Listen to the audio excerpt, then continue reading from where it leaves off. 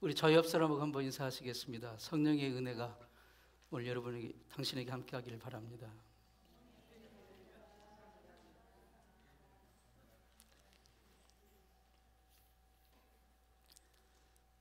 어느 지역 식당에 요리사가 있었는데요. 자기 일하는 그 주방 뒷문에다가 자기 애완동물 강아지 한 마리를 키웠어요. 그리고 이제 음식을 만들다가 남는 게 있으면 이렇게 그 강아지에게 던져줍니다. 걔가 음식 맛이 좋으면 막 꼬리를 막 흔들고 행복한 표정을 짓고 멍멍 좋아라 합니다. 어떤 음식이 맛이 없으면, 던져준 음식이 맛이 없으면 걔가 얼굴을 찡그리고 표정이 안 좋습니다. 요리사는 자기 개가 그렇게 표정을 짓는 걸 보고 자기 음식을 평가를 하는 거예요.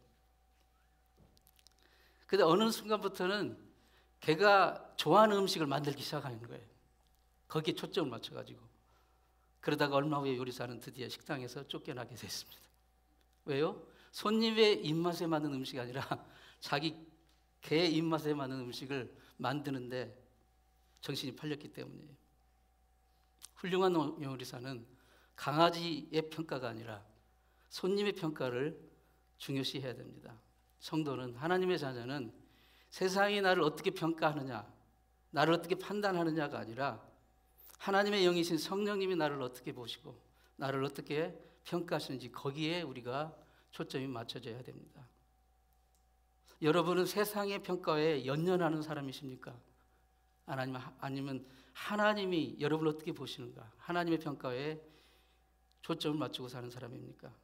하나님의 판단에 더욱더 귀 기울이는 성령의 사람 되시기를 축원합니다.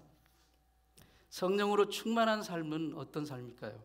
오늘 본문 요한복음 15장 26절 27절 말씀은 예수님께서 이렇게 말씀하셨습니다. 내가 아버지께로서 너에게 보내실 보혜사 곧 아버지께로부터 나오시는 진리의 성령이 오실 때에 그가 나를 증언하실 것이요 너희도 처음부터 나와 함께 있었으므로 증언하느니라.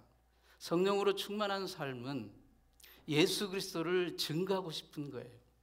예수 그리스도를 증거하고 싶은 삶, 그게 바로 성령 충만한 삶의 증거입니다. 성령님이 하시는 일이 이 세상에 예수 그리스도를 증거하시는 일이거든요. 성령이 하시는 일은 우리 배에서 생수의 강이 흘러나게 하시고 우리 안에서 하나님의 말씀이 늘 생각나게 하시고 하나님의 그 말씀의 생명의 역사가 일어나게 하기를 원하시는데 그 모든 게 결국은 예수 그리스도를 증거하기 위한 거예요. 그럼 성령님은 어떻게 예수 그리스도를 우리를 통해서 증거하십니까? 바로 성령으로 충만한 사람, 성령께 순종하는 사람을 통해서 예수 그리스도를 증거하십니다. 성도는 누구일까요? 성도에 대해서 여러 가지 우리가 말을 할 수 있지만요, 예수님의 대속의 은혜에 거하는 사람, 그게 성도라고 말할 수 있습니다. 예수님의 대속의 은혜, 구속의 은혜 안에 거하는 사람. 예수께서 내 죄를 대신해 십자가에 달려 돌아가시고 나를 구속해 주셨다는 말을 그 대속이라고 하죠. 구속, 영어로는 아토먼트 이렇게 표현을 합니다. 화면을 좀 넘겨주세요. 아토먼트라고 표현을 하는데 이 아토먼트라는 영어 단어는 이 하나가 되었다, 함께하는 상태가 되었다 하는 그런 그 뜻을 가지고 있습니다. 이 아토먼트라는 단어는. 그러니까 예수님이 나를 구원하시는 그 대속, 아토먼트는 다시 말해 예수님과 내가 하나가 되었다는 그런 상태를 말하는 것입니다.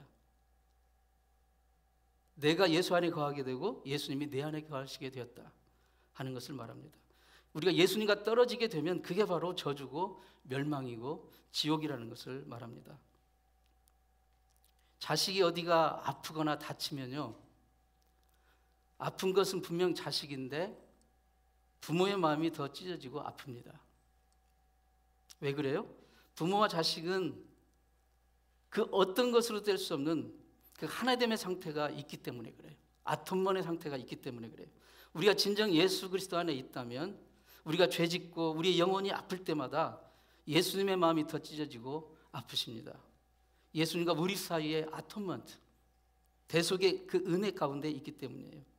이 아토먼트, 대속의 은혜가 있는 곳마다 진정한 사랑과 진정한 생명이 흐르게 되는 것입니다. 그런 말이 있습니다. 정말 중요한 것은 당신이 얼마나 많은 친구를 가지고 있느냐라기보다도 얼마나 많은 사람이 당신을 진짜 친구로 생각하느냐라는 말이 있습니다. 여러분은 예수님을 진정한 친구로 생각하십니까? 아니, 예수님이 여러분을 진정한 친구로 생각하시고 있을까요? 세상이 나를 어떻게 평가하느냐, 그것보다도 주님이 나를 어떻게 보시는가, 성령님이 나를 어떻게 보시는가, 그게 더 중요합니다. 주님이 나를 진정한 친구로 생각하시는가. 이 어텀먼이 있을 때 우리는 예수 그리스도를 증거하는 삶을 살 수가 있습니다. 그래서 성령으로 충만한 삶은 그리스도와 우리의 그 대속의 은혜 관계, 그 관계 속에서 그 구원의 사랑을 하며 그 사랑의 능력으로 예수 그리스도가 세상의 구주이심을 증거하고 드러내는 삶, 그게 바로 성령으로 충만한 삶의 모습입니다. 그렇기 때문에 성령님은 우리가 허물이 많음에도 불구하고 예수의 사랑 안에 거하는 그 예수님의 아톰은, 예수님의 그 구원의 은혜 안에 거하는 그 사람을 통해서 예수 그리스도를 증거하십니다.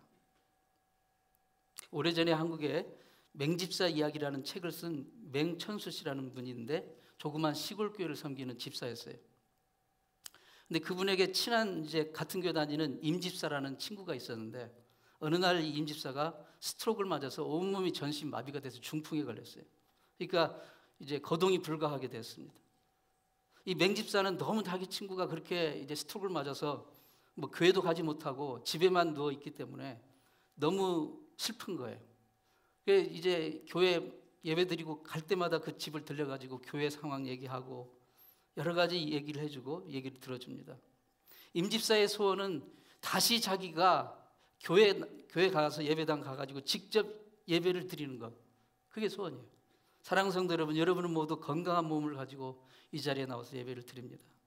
여러분, 이게 얼마나 큰 은혜인지 아십니까? 이 맹집사 마음이 부담이 돼요. 자기 친구가 스트로크를 맞아서 이제 몸져 누워가지고 집에 있는데 평생 소원이 이제 자기가 교회 직접 나가서 예배 드리는 건데 기도를 하기 시작했습니다. 주님, 휠체어 하나를 주시면 평생 제가 그 휠체어 임집사 싣고 휠체어 밀고 다니면서 교회 예배 드리게 하겠습니다. 그렇게 기도를 하고 사람들에게도 얘기했어요. 그러자 교회에서 그 얘기를 듣고 감동을 받아가지고 헌금을 모아서 휠체어 하나를 사줬어요. 휠체어가 비싸잖아요. 휠체어 하나를 사줬어요. 맹집사는 이제 드디어 임집사를 휠체어에 싣고 예배당에 나오기 시작합니다. 사람들이 막 칭찬을 하고 박수를 쳐줍니다. 그런데 어느 순간부터 그 감격은 사라지고 이게 이제 휠체어를 밀고 다니는 게 짐이 되기 시작했어요. 예. 휠체어를, 여러분, 사람을 대고 휠체어를 밀고 다닌다는 거, 그것도 한 번이 아니라 1년 12달, 주일 저녁 예배, 수요 예배, 금요 기도회, 구역 예배.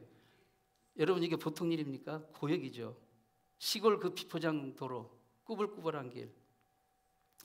어느 수요일 저녁에는 장대비가 내렸어요. 길이 진흙탕이 됐습니다. 그날은 속으로 오늘은 임집사가 안 갔으면 좋겠는데. 근데도 또 가고 싶다고 하는 거예요. 데려다 달라고. 그날따라 휠체어가 왜 그렇게 정말 미흡고 무겁고 힘든 건지 마음속으로 그냥 이렇게 살 바에 죽으려면 빨리 죽지, 죽지도 않고 왜 이렇게 사람을 생고생시킬까, 그런 마음이 쑥 드는 거예요. 그 믿음 좋은 맹집사도 그런 생각이 드는 거예요. 사람이기 때문에. 어느 주일 아침에 이 휠체어에 임집사를 밀고 이제 갑니다 하니까 동네 그 구멍가게 그 아저씨들이 앉아가지고 저 사람은 천사예요, 천사. 자식도 못하는 일을 저렇게 1년 12달 저렇게 할 수 있느냐 말이야. 그 소리를 듣는데 양심이 너무 찔리는 거예요. 자기는 속으로 이 임집사가 빨리 죽었으면 더 이상 이제 휠체어 안 밀어도 됩니다. 딱 그렇게 이제 그 얘기를 듣고 마음에 찔려가지고 예배당 앞에 가는데 도저히 들어갈 수가 없는 거예요. 도저히. 내가 어떻게 이런 마음으로 예배당에 들어가서 예배를 드릴 수 있을 것인가. 내가 마음속으로 이미 살인을 했는데. 밖에서 이제 기도를 합니다. 주님, 이 죄인을 용서해 주세요. 성경에 미워하기만 해도 살인이라고 했는데 나는 마음속으로 이미 내 가장 사랑하는 친구를 여러 번 죽였어요. 여러 번 살인했어요. 근데 그 순간 주님께서 음성을 들려주세요. 깨달음을 주셨는데, 네가 예배당 안에 들어가는 게 아니라 네가 내 안에 들어오는 것이다. 내가 예배당 안으로 들어가는 게 아니라 예수님 안으로 들어가는 것이구나. 나의 모든 허물과 죄에도 불구하고, 심지어 마음속으로 내 친구를 살인했음에도 불구하고 나를 용서해 주시고 용납해 주시는 그 예수님 안으로 들어가는 것, 그게 예배구나. 내가 임집사 휠체어에 미는 것이 내 의지와 내 선행으로, 내 힘으로 하는 것인 줄 알았더니 그 주님이 나를 용서해 주신 그 사랑, 그 사랑이 밀고 있구나. 그것을 깨닫게 되었습니다. 사랑하는 성도 여러분, 우리가 예수 안으로 들어온다는 것은요, 그분의 사랑 안에 들어온다는 것입니다. 우리가 예배한다는 것은 그분의 사랑 안에 들어와서 그 사랑을 고백하는 것입니다. 그분의 사랑 안에 들어올 때 우리는 예수님과 하나, 아토먼트, 하나 되는 거예요. 예수님과 떨어지는 것, 그게 바로 저주고 멸망이고 지옥입니다. 우리 자신의 의지와 힘만으로 신앙생활을 하는 것은, 선행을 하는 것은 언제든지 한계가 오는 거예요. 아무리 부모 자식 간이라도, 아무리 친한 친구를 할지라도 한계가 오는 겁니다. 우리의 마음의 중심에 예수 안에 거하고 예수님의 사랑 안에 거할 때 우리는 진정 생명력이 있는 그런 신앙생활을 할 수 있고, 또한 예수 그리스도를 증거하는 삶을 살 수가 있는 것입니다. 바로 성령님은 그런 사람을 통해서 예수 그리스도를 증거하기 원하십니다. 성령 충만한 삶은 교회 안에서나 밖에서나 어디서나 언제서나 변함없이 그리스도인으로 사는 거예요. 변함없이 예수님의 사랑을 입은 자로 사는 것, 그게 진정한 성령으로 충만한 삶입니다. 10년 전에 11월 달에 캘리포니아 실리콘밸리, 그 똑똑하던 사람이 모여있는 그 실리콘밸리에서 가장 성공적인 사업가로 모델로 뽑혔던 티모시 헤이라는 사람이 있었는데, 이 사람이 구글 회사의 이제 경영이사였습니다. 이게 대단했죠. 캘리포니아 해변가에 띄워놓은 자기 소유의 그 50피트짜리 요트에서 죽은 시체로 발견이 됐어요. 어느 날. 성실했죠. 일 잘했죠. 유능했죠. 가정적인 남편이었죠. 5아이의 자상한 아버지였죠. 주변에 칭찬받는 사업가였죠. 인생 최고의 정점에서 갑자기 사망한 이 사건은 그때 당시 정말 모두에게 충격이었습니다. 그런데 그 이제 사망을 경찰이 조사를 했는데 그 조사 발표는 더 충격적이었어요. 그 정말 똑똑하고 잘나고 정말 이 부러움의 대상이었던 그 사람의 사인은 마약 과다 복용이었어요. 요트에서. 몇 달 전부터 웹사이트를 통해서 만난 매춘부와 오랫동안 지속적으로 그 요트에서 만났고 같이 마약을 했고, 죽던 날도 매춘부가 이 사람에게 마약을 주사한 것으로 이제 판명이 난 거예요. 사회에 큰 충격이 줬습니다. 세상에서 가장 성공적인 인생의 롤모델, 그 사람의 이중생활, 그 사람은 사람들이 알던 그 사람이 아니었던 거예요. 사랑하는 성도 여러분, 진정한 성도는, 진정으로 성령으로 충만한 성도는 어디 있든지, 교회 안에 있든지 밖에 있든지 언제나 어디서나 그리스도의 사랑 안에 거하는 자입니다. 이게 바로 세상의 실상입니다. 겉은 번지르르한데 속은 썩어 있는, 그게 이 세상입니다. 성도는 이와는 정반대의 삶을 살아야 됩니다. 겉으로는 오히려 평범하고 초라하고 부족해 보여도 정말 속은 예수 그리스도의 그 사랑으로, 그 아토먼트, 주님과 하나 되어 있는 그 사랑으로 가득 찬,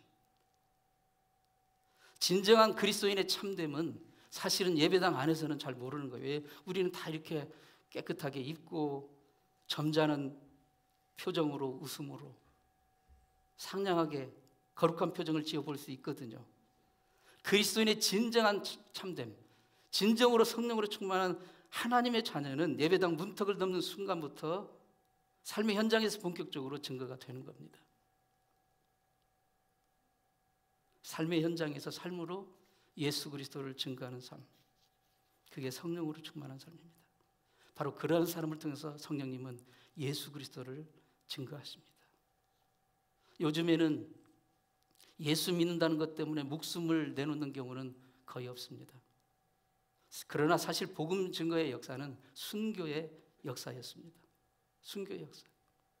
기독교 역사의 정사는 아니지만 세바스테의 40명의 순교자라는 그런 이야기가 전해져 내려옵니다. 이 40명의 순교자는 교회사를 공부해 보시면 알겠지만 동방교회와 서방교회가 있는데요. 서로 굉장히 사실은 앙숙이었어요. 근데 이 동방교회와 서방교회 모두에게 추앙을 받는 그런 순교자들이 되었습니다. 그들은 그때 당시 동방 쪽, 동남아 쪽 황제 근위대 12군단 소속 병사들이었는데 어느 날 그 부대장이 황제의 명령을 전달합니다. 황제가 섬기는 그 우상 신에게 제물을 바치라는 그런 명령이었어요. 모두가. 근데 그 병사들 중에 그 12군단 소속 병사들 중에 40명은 그리스도를 신실하게 따르는 그리스도인들이었어요. 그들은 이렇게 고백하며 황명을 거부했습니다. 당신들은 우리의 무기를 빼앗을 수 있어요. 심지어 당신들은 우리의 육신의 목숨도 빼앗아갈 수 있어요. 그러나 그리스도께 향한, 그리스도와 하나 된 우리의 마음은 빼앗을 수가 없습니다. 그렇게 고백을 하고 거부를 합니다. 황제는 본때를 보여주기로 마음을 먹었어요. 그래서 명을 전달합니다. 온 세상이 얼어붙은 꽁꽁한 추운 겨울날 호수에 그 얼음장을 깨고 40명을 그 안으로 들어가게 했어요. 그리고 거기서 옷을 다 완전히 벗게 했어요. 그러면서 호수 옆에는 정말 거대한 모닥불을 피워놓고 그 옆에는 따뜻한 물을 담은 욕조도 이렇게 막 만들고 그 옆에 우상에게 향을 피우는 제단을 딱 마련해 놓고 그리스도를 부인하고 지금 물에서 나와서 이 불을 쬐고 몸을 말린 후에 이 단에다가 향을 바쳐라. 그러면 살려주겠다. 그러나 단 한 사람도 밖으로 나오지 않았다고 해요. 부대장은 그들을 얼음 속에 계속 두면서 황제의 제안을 그리고 눈으로 이제 그 모닥불과 따뜻한 욕조 그걸 보여주면서 생각하도록 했어요. 밤새도록 그들은 서로 얼싸안고 찬양을 부르며 끝까지 머물렀어요. 다음 새벽이 되었을 때, 동이 트는 새벽이 되었을 때 그 호수에는 39명이 얼어 죽어 있었다고 합니다. 딱 한 명의 병사가 중간에 포기하고 기어 나와서 자기의 믿음을 철회한 거예요. 근데 그 모든 과정을 이제 지켜본 그 담당 장교 중에 한 명이 그 장면을 보고 마음에 깊은 충격을 받고 자기도 그 자리에서 예수 그리스도를 구주로 고백하고 호수로 스스로 걸어 들어가서 옷을 벗고 같이 얼어 죽었다고 해요. 그래서 역사는 그들을 40명의 순교자로 기록하고 있는 것입니다. 성령으로 말미암지 않고는 어느 누구도 결코 예수 그리스도를 구주로 고백할 수가 없습니다. 예수 그리스도의 그 사랑이 나를 온전히 지배하고 감싸고 있지 않는 한 우리는 그렇게 고백할 수가 없어요. 고린도전서 12장 3절에 내가 너에게 알게 하노니 하나님의 영으로 말하는 자는 누구든지 예수를 저주할 자라 하지 않고 또 성령으로 아니하고는 누구든지 예수를 주시라 할 수 없느니라. 겨울 꽁꽁한 호수 얼음 위에서 점점 몸이 굳어지며 죽어갔던 39명의 병사와 한 명의 장교, 그 마음속에 성령께서 죽음보다도 더 강한 믿음, 예수는 그리스도시라, 예수는 나의 생명의 주님이시라 라는 믿음을 주지 않았다면 그들은 결코 끝까지 믿음을 지키지 못했을 것입니다. 예수를 구주로 고백하는 모든 성도에게 성령님이 계십니다. 여러분이 예수를 구세주로 고백한다면 성령님이 여러분과 함께 계십니다. 그러나 모두가 항상 성령으로 충만한 것은 아닌 것 같아요. 우리는 아직도 하나님께 반역하고 하나님을 거역하고 불순종하려는 그런 의지와 옛 성품이 남아있어요.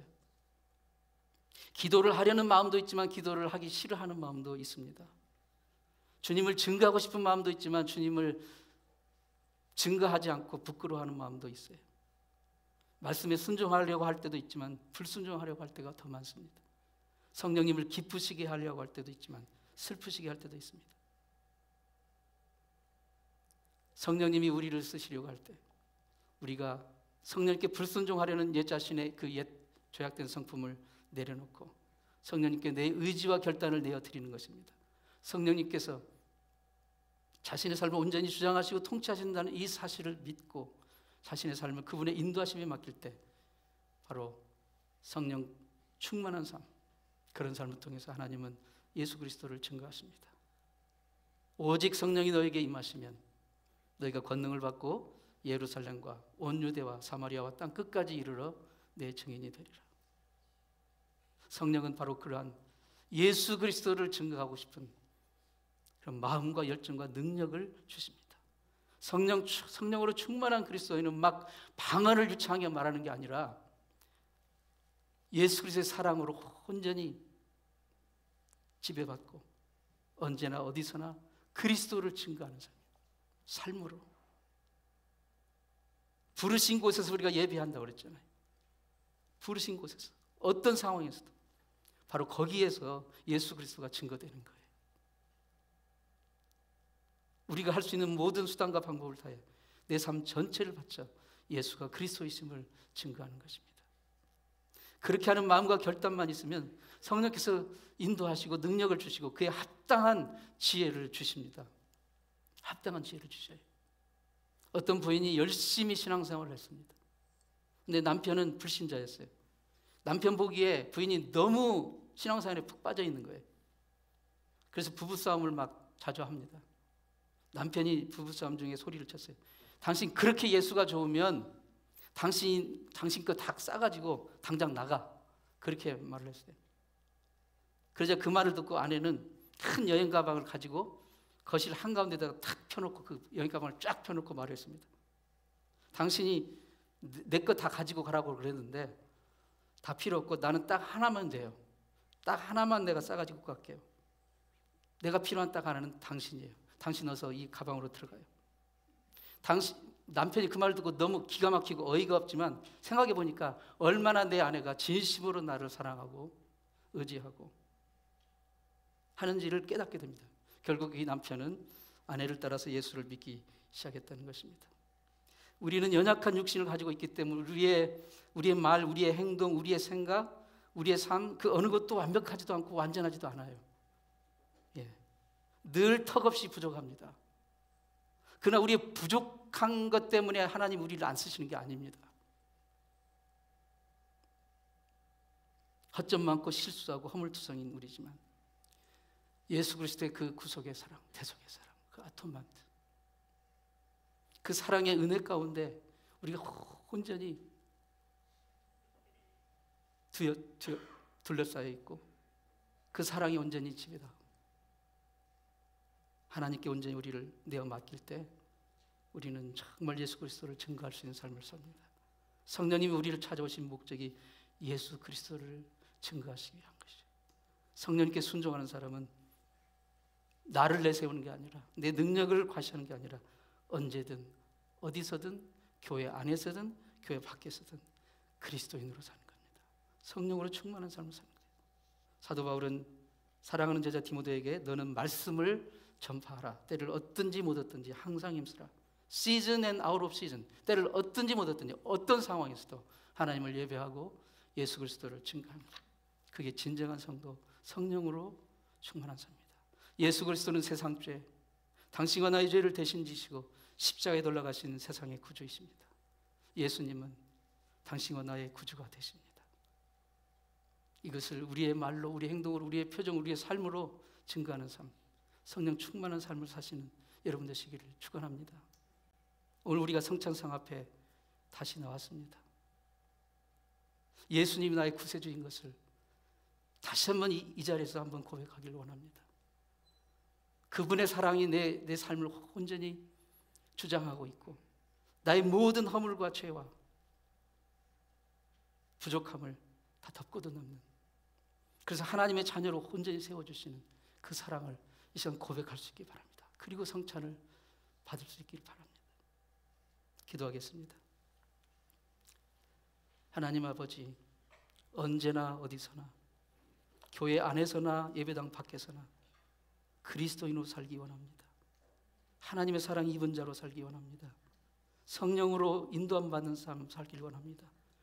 내 죄 대신 지시고 십자가에 돌아가신 주님의 대속의 구원의 은혜 안에서 그 아토먼트, 그 구원의 은혜 안에서 주님과 하나 되게 하여 주옵소서. 성령으로 충만케 하사 성령의 권능과 지혜를 힘입어 예수 그리스도를 삶의 현장에서 증거하게 도와주시옵소서. 예수님의 이름으로 기도합니다.